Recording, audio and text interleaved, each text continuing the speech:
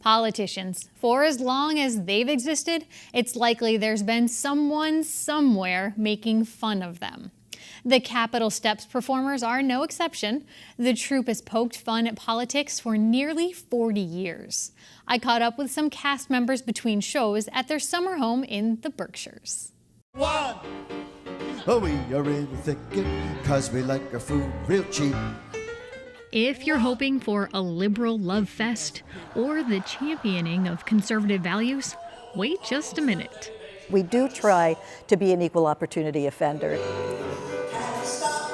For 25 years, actor Barry Byrne has been part of a rotating cast that travels the country with that equal opportunity in mind.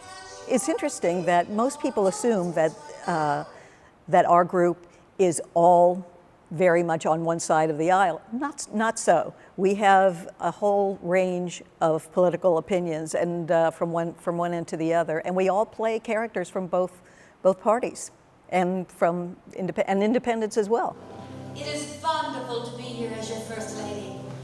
For their latest show, Make America Grin Again, they're in the Berkshires, where they do expect to meet more liberal-leaning folks, but Byrne said that won't change the material. We tend to do the same public shows anywhere we go, regardless of the political persuasion of the area or the political persuasion of that particular audience. If you're in a very, very conservative district, sometimes they will be less receptive to us taking shots at the people on the Republican side of the aisle. The same with the Democrats. Either way, she said the cast marches on, largely because that's what their audience demands. We have been told many, many times since the election that even though it's been a stressful time for everybody on both sides of the aisle, that people just need to let off some steam. They just need to laugh. I'm so indicted, and I just can't. Lots of times, an impersonation leads to those laughs. But what does Byrne use to fuel that impersonation? Anything about that particular person that stands out, because we're only doing each character for a couple of minutes. So you want to pick the strongest aspect of their personality and focus on that.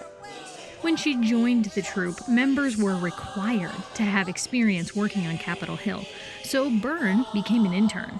And it gave me an inside look of how the system works or doesn't work. You would be surprised to find that the country is actually run by 25-year-olds. They do the bulk of the work. That's just one opinion, of course. Cast member Mike Thornton has played the boss of many of those 25-year-olds. He's parodied each president since Ronald Reagan. Every president has had things to make fun of. It's just the way it is. You know, Clinton had a little bit of that. I call it the constipated Elvis. You know, how you doing? You know. But with Trump,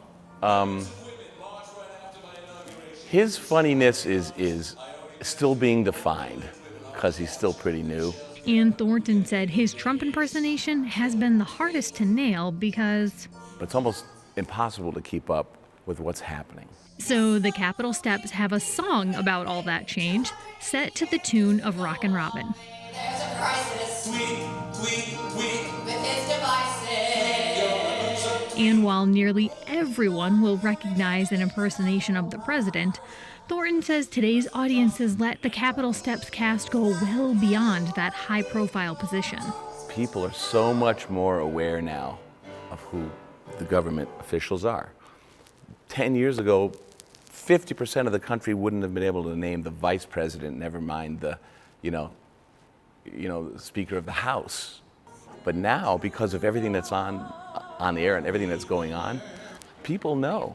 They know what's going on. So we can sort of spread out a little bit and do our parody with more characters because there's a lot more knowledge countrywide. And the members of Capitol Steps say they hope there's a lot more laughs, too.